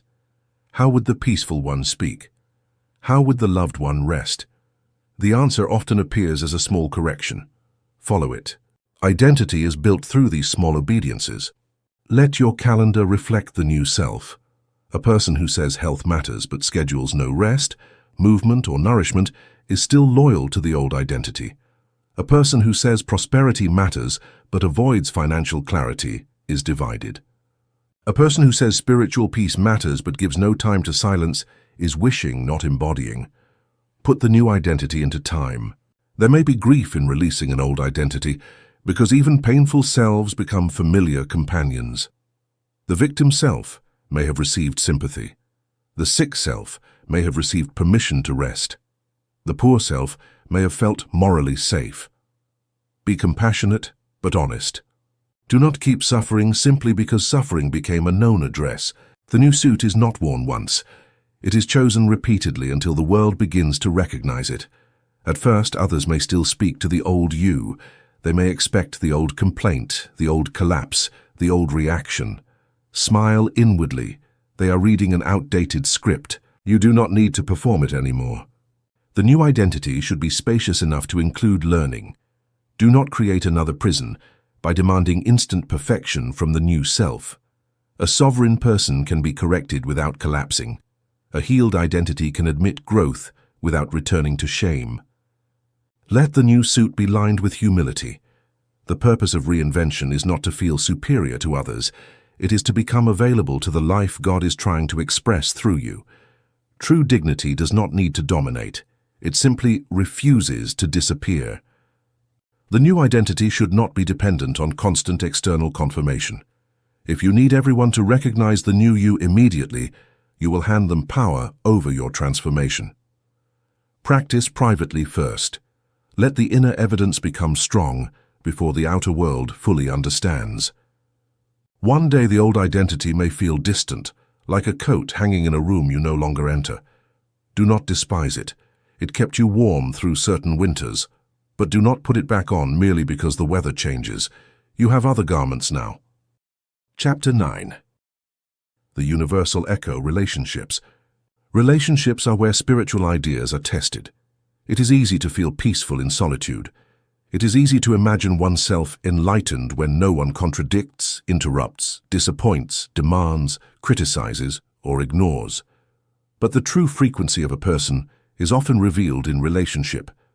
Other people become mirrors, echoes, teachers, and sometimes thresholds to deeper freedom. This does not mean other people are not real or that their pain and choices do not matter. It means your experience of them is shaped by your own inner assumptions, expectations, wounds, and self-worth. You do not meet people only as they are. You meet them through the field you carry. They meet you through theirs. Relationship is not a single mirror. It is an exchange of mirrors. There is a mystical idea that the world is yourself pushed out. Used wisely, it can liberate. Used carelessly, it can become blame. Its wisdom is not that you are guilty for everything others do. Its wisdom is that the patterns you repeatedly meet often reveal something about what you expect, tolerate, fear, project, or believe you deserve. If you expect disrespect, you may notice it quickly and reinforce it. If you secretly feel unworthy, you may accept treatment that confirms the wound. If you expect abandonment, you may read distance into neutral silence. If you expect conflict, You may enter conversations already armed. The other person may have their own responsibility, but your inner state still shapes the dance. Long relationships gather scripts. After decades, one partner says, "I know exactly how they are." The mind stops seeing the living person and begins seeing the stored file. He always does this. She never changes. They never listen. These sentences become cages. The other person may change in small ways, but your expectation drags them back into the old role. To change a relationship, begin by changing the inner script. Not by denying patterns, but by allowing the possibility that a new version can appear. See the person beyond the file. Look for one quality that is still alive. Speak differently about them when they are absent. Expect one new response. This loosens the quantum cage of expectation. Worry about loved ones is another subtle prison.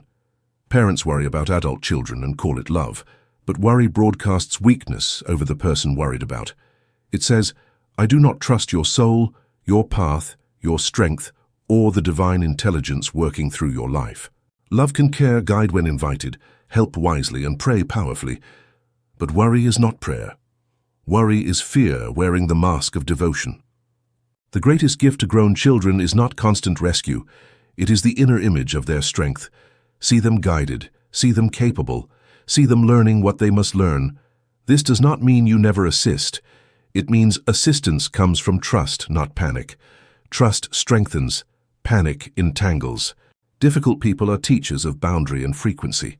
Some people show you where you still need approval. Some reveal anger you have not healed. Some test whether peace depends on being treated perfectly. Some must be loved from a distance. Spiritual maturity does not require enduring abuse. It requires refusing hatred as the final bond. Hatred is attachment. Resentment is a chain. If someone has harmed you, protect yourself. Leave if necessary. Set the boundary. Speak truth. But do not continue hosting them in the house of your mind for free.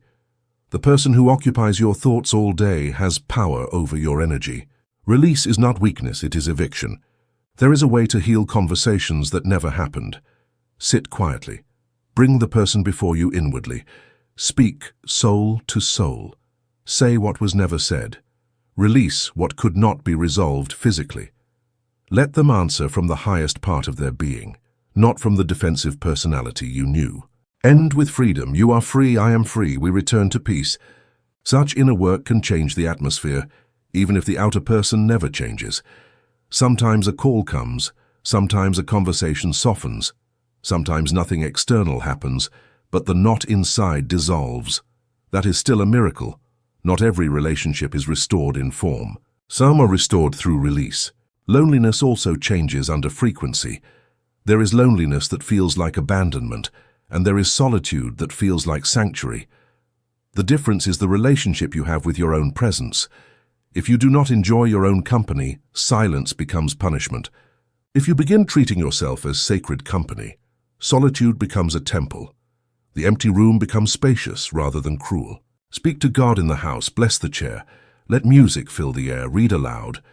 Cook as if someone beloved were visiting because someone beloved is present. You.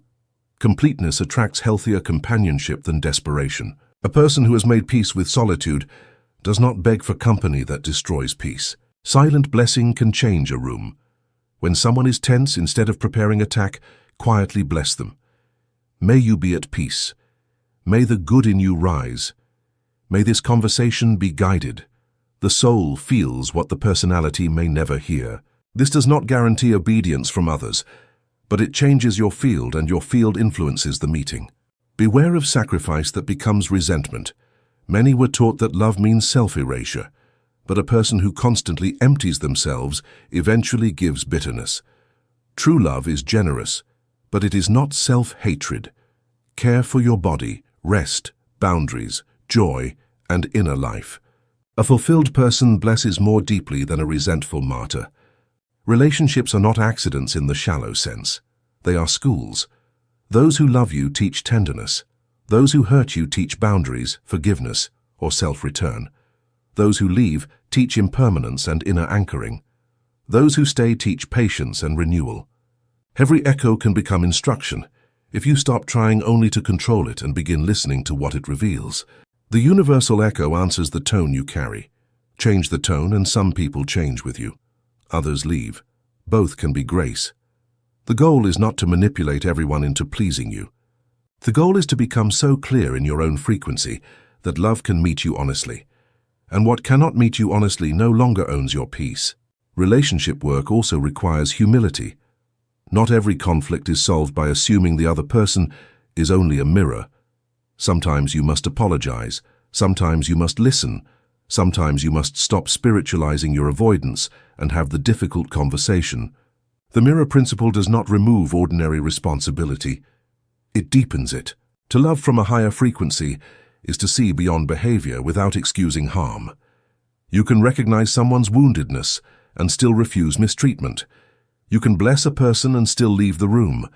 You can forgive inwardly and still maintain distance. Love is not the collapse of discernment. Love is the purification of motive. Some relationships improve when you stop needing them to confirm your worth. Need creates pressure. The other person feels unconsciously responsible for filling a hole only God and self-return can fill.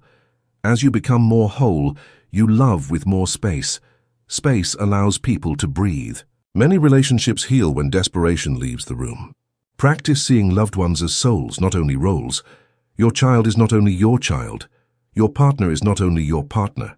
Your parent was not only your parent. Each is a soul moving through lessons, fears, desires, and hidden histories.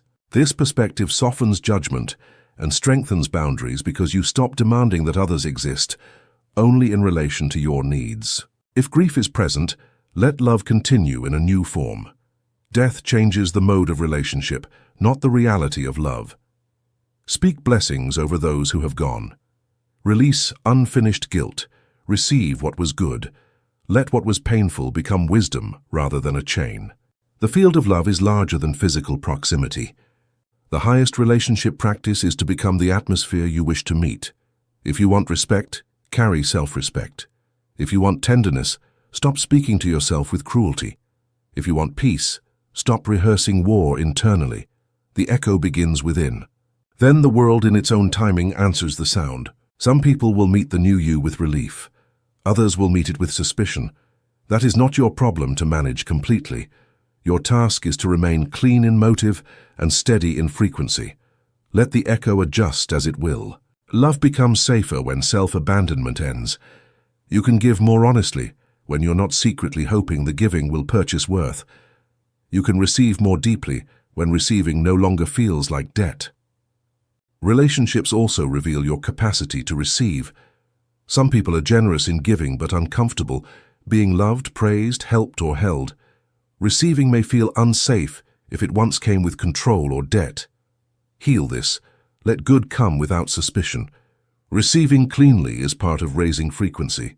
When conflict arises, slow the first response. The first response often belongs to old programming. A breath can allow the higher self to arrive. Many relationships are changed not by grand speeches, but by one repeated pause where the old reaction is no longer obeyed. Chapter 10. The state of grace. Letting go and flowing. After the mind has been trained, after the word has been purified, after the heart has been tuned, after vitality has been protected and identity renewed, one final art remains. It is the art the ego fears most. Letting go. Not giving up, not becoming passive. Letting go means releasing the desperate grip that blocks the very current you are asking to carry you. Imagine a river. One swimmer fights the current with clenched muscles, convinced survival depends on force. Another learns the direction of the water, relaxes the body, and uses small, intelligent movements to steer. The second swimmer may travel farther with less exhaustion because he has stopped treating the river as an enemy. Grace is the river. Effort has its place, but effort without surrender becomes suffering. Most of us were trained to believe life is conquered only by strain. No pain, no gain. Push harder, control more, worry more, prove more. Yet the body already reveals another truth. The heart beats without your management. The lungs breathe even when you forget them. Cells repair in secret. The earth turns. Seasons move. An intelligence greater than your conscious effort has been carrying you from the beginning. Control is often fear in formal clothing. It says, if I do not manage every detail, everything will fall apart. But look honestly. Has worry kept the sun rising? Has tension improved digestion? Has panic made money arrive more gracefully? Has mental rehearsal of disaster protected you, or has it drained the energy needed for wise action? Control promises safety while often producing exhaustion. Grace begins when you resign as general manager of the universe. You still act, you still answer calls, pay bills, care for the body, make decisions, and honor responsibility. But you stop believing that the entire cosmos depends on the tightness of your jaw. You allow a larger intelligence to participate. You say, I will do my part, and I release the how to God. Need repels because need broadcasts absence. There is a difference between desire and desperation. Desire can be clean, beautiful, alive. Desperation says, I am empty unless this arrives. Desperation grasps, chases, checks, and suffocates. Grace sits in the garden and lets the butterfly come. It has asked, it has prepared, it has become receptive. It does not terrify the blessing with panic. The metaphor of a fine restaurant is useful. You place an order with clarity. The kitchen receives it. Then you remain at the table. You do not storm into the kitchen, interrogate the chef, and ruin the dish by grabbing ingredients in fear. You enjoy the atmosphere because you trust that the order is being prepared. In spiritual life, the kitchen is the how. The how belongs largely to divine intelligence.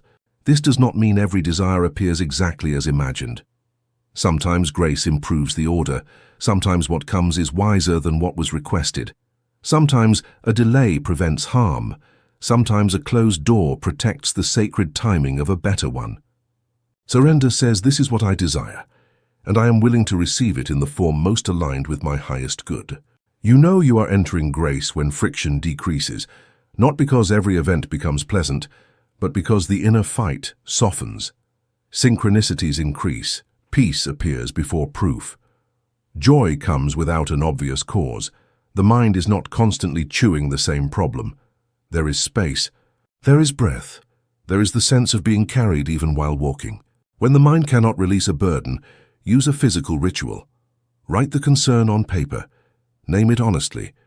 Place it in a box, drawer, or sacred place as a symbolic transfer. Say, I have done what I can see to do. I now hand this to the higher wisdom. If the mind tries to worry again, remind it, this is no longer on my desk, it is in divine processing. Thy will be done is not a sentence of defeat. It is not the sigh of one expecting punishment. It is the relief of one who trusts love more than personal anxiety. The will of God is not smaller than your dream. It is often greater. You may ask for a small repair while grace is arranging a renovation. You may ask for one open door while grace is moving you to a new house. Inspired action feels different from forced action. Forced action is heavy, frantic, resentful, and fear-driven. Inspired action may still require effort, but it carries life. An idea arrives with freshness. A call feels right. A task has energy around it. A direction quietly pulls. Follow these whispers. Intuition is not always loud. Often it is the small, steady nudge that remains after panic quiets. Logic has value, but it is linear. Intuition can see relations the conscious mind has not yet assembled. You may feel prompted to take a different route, call someone, read something, rest instead of push, speak now instead of later. Mature spirituality does not abandon reason. It allows reason and intuition to cooperate, with the heart coherent enough to distinguish guidance from fear. Trust your wings more than the branch. External supports change, jobs end, markets shift, people leave, bodies age, circumstances move. If your safety depends only on branches, every crack becomes terror. If your safety depends on the divine life within you, then a branch can break and you can still fly. Security is not finally in the object, it is in your relationship with Source. Storms test the state of grace. Anyone can speak faith when the water is calm. Mastery is choosing peace when the waves rise. When a diagnosis, conflict, loss, or frightening appearance arrives, breathe before you obey fear. Say inwardly, this appearance is not greater than God. I will act wisely, but I will not give my soul to panic. The storm feeds on fear, deny it that food. Gratitude in advance becomes the natural atmosphere of grace. Not only thanks after the result, but thanks while the result is forming. Thank you for the answer moving toward me. Thank you for the unseen help. Thank you for the strength to meet this day. Thank you for the good I cannot yet see. Such gratitude is not a trick. It is the posture of one who knows the river is carrying more than the eye can measure. Letting go is not the end of creation. It is the completion of creation. You plant, speak, feel, act, and align. Then you release. The seed cannot grow in a fist. The river cannot carry the one who refuses to float.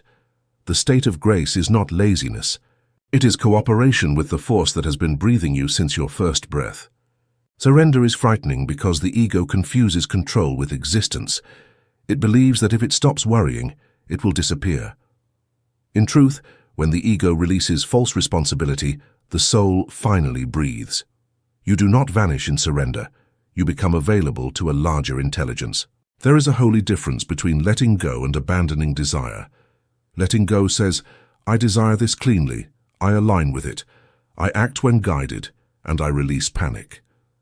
Abandoning desire says, I do not believe I can receive, so I will pretend not to care. The first opens the hand. The second closes the heart. Do not confuse numbness with surrender.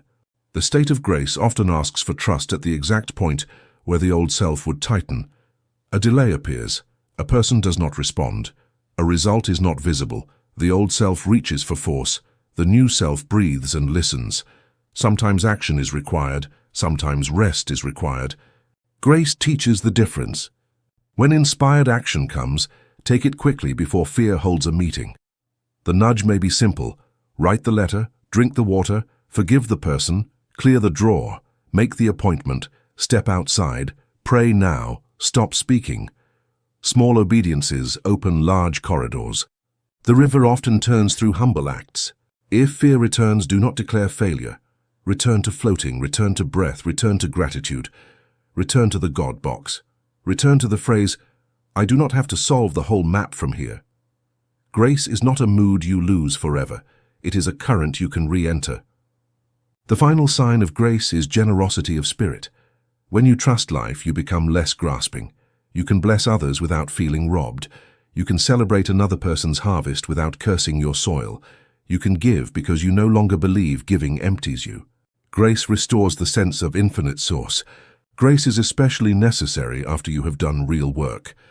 The ego may become proud of spiritual discipline and then try to control the results even more tightly. Do the work, then release ownership of the outcome. The field is larger than your plan. Flow does not mean every current should be followed. Some currents are habits in disguise. Grace includes discernment. The true current carries peace beneath movement. The false current carries compulsion beneath excitement. Learn the difference by returning to the heart. The state of grace includes the courage to be surprised. The ego likes predictable answers because predictable answers preserve its illusion of control. God often moves through unexpected channels. A delay, a stranger, a mistake, a cancelled plan, a sudden memory, all can become instruments of arrival. To flow is to remain available. Available to guidance, available to correction, available to rest, available to action, available to a better version of the blessing than the one your anxious mind designed. Availability is the open hand of faith. Conclusion. The Great Architect. We have walked through the central chambers of a living mystery.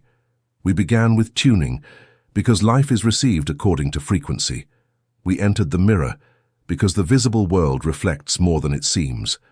We crossed into the garden, because the subconscious grows what is planted. We learned the word, because speech shapes atmosphere. We honored harvest, because every seed needs time.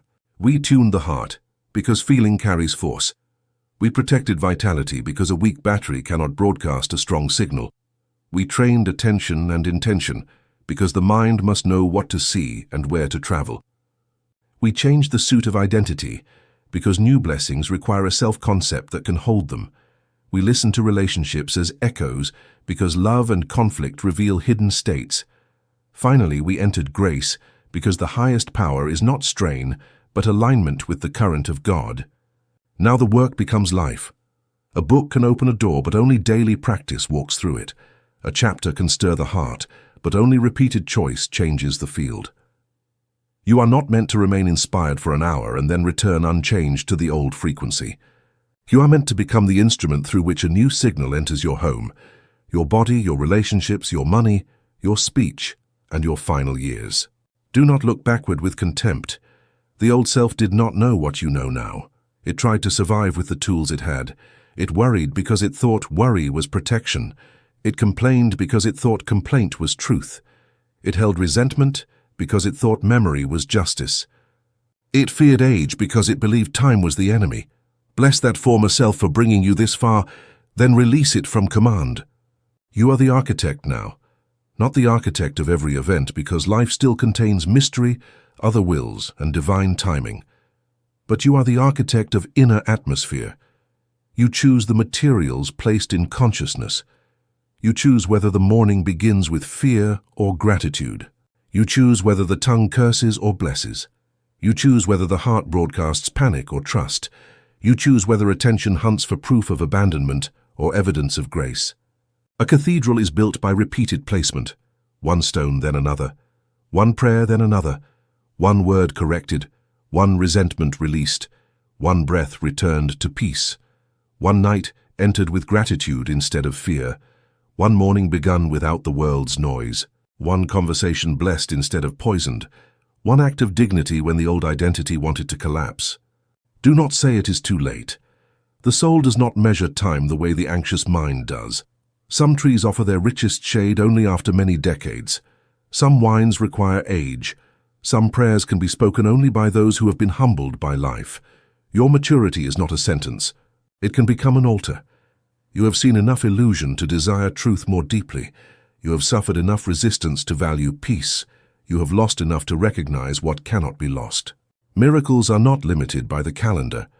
A shift in consciousness can do quickly what years of force could not do. One forgiven memory can release energy trapped for decades. One new identity, practiced faithfully, can redirect the final chapters of a life. One coherent heart can change the atmosphere of a home. One word spoken with authority can end a family pattern. Do not underestimate what remains possible. Your work also blesses those who come after you. Fear travels through families, but so does faith. Scarcity travels, but so does generosity. Resentment travels, but so does forgiveness. When one person in a lineage changes frequency, the whole invisible tree is touched. You may become the ancestor who stopped transmitting panic. You may become the elder whose peace teaches more than advice ever could. There is no need to fear the final transition. You are not a body trying to acquire a soul. You are a soul using a body as instrument, classroom, temple, and vehicle. Energy changes form. The driver eventually steps out of the car. Knowing this should not make you indifferent to life. It should make you more alive. If you are eternal, then you can love boldly. If you are held by God, then you can stop shrinking before temporary appearances. Let the daily code be simple. Upon waking, tune before touching the world's fear. During the day, guard the word and guide attention. In difficulty, return to the heart. In relationship, bless and set boundaries where needed. In fatigue, protect vitality. At night, plant the seed and hand the unfinished work to God. Repeat until the new frequency becomes your natural climate. If this teaching has opened something in you, the complete written edition is available through the link in the description. Return to it whenever the old frequency tries to reclaim your attention. Read slowly. Let the words become practice. Let the practice become identity. Let the identity become a new life. The outer world may still change slowly. The mirror may echo the past for a while. Do not be deceived by old light. Continue tuning. Continue planting. Continue blessing. Continue feeling the wish fulfilled with quiet gratitude. Continue walking as the one who knows the source is not absent. Continue returning to the frequency of God. The miracle is not only something that comes to you. The miracle is what wakes up in you. The miracle is the return of authority. The miracle is the heart becoming coherent after years of noise. The miracle is the tongue learning to bless. The miracle is the body receiving kindness. The miracle is the soul standing in the second half of life and saying, I am not finished, I am being tuned. Go forward with dignity. Build carefully. Speak cleanly. Feel deeply. Wait wisely. Love generously. Release completely. Let your life become a cathedral of frequency, a living answer to the fear that once told you nothing could change. The signal is clearing. The music is changing. The frequency of God is already here, and your masterpiece is still unfolding. Let this not become another book you admired but did not embody. Choose one law and begin today. Tune the morning, bless the word, plant at night, guard attention, release one resentment, care for the body, walk as the new identity, bless one relationship, surrender one burden. Small faithful acts build great inner structures. You do not need to explain your change to everyone. The field will feel it before people understand it. Some may resist because your new frequency interrupts old agreements. Remain kind, but steady. A person returning to God within themselves does not need permission from the old crowd of thoughts or the outer crowd of expectations. When you forget, return without drama. The path is not ruined by one fearful morning or one careless sentence. Correct it. Tune again. The mature soul does not demand perfection before continuing. It practices return. Return is one of the deepest forms of faith. May your remaining years become increasingly musical. May the static lessen. May the heart remember the station of peace. May the body feel blessed rather than criticized. May money move with less fear. May relationships echo more truth. May time become a friend of harvest. May surrender become relief rather than defeat. The frequency of God is not a distant secret reserved for saints.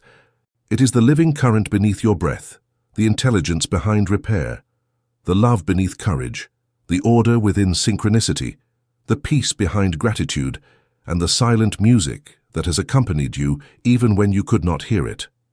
Stand now as one who is willing to listen differently. The world you enter after this teaching may look familiar at first, but you are not required to meet it as the same person. Tune the instrument. Guard the signal. Build the cathedral. Your masterpiece is not behind you. It is still sounding its way into form. The end of a teaching is the beginning of evidence. You will know what has been received by how you meet the next ordinary problem. That moment is not an interruption of the path. It is the path becoming real. Let the final note be this. God is not waiting for a younger, purer, more impressive version of you. The frequency is available to the one reading now, breathing now, choosing now. Tune here. Begin here. Build from here. Read your life from this point with new eyes. The same circumstances may still be present tomorrow, but you can bring a different frequency to them. That difference is not small. It is the first stone of the cathedral. May the music continue after the final word. May every chapter become a tone you can return to.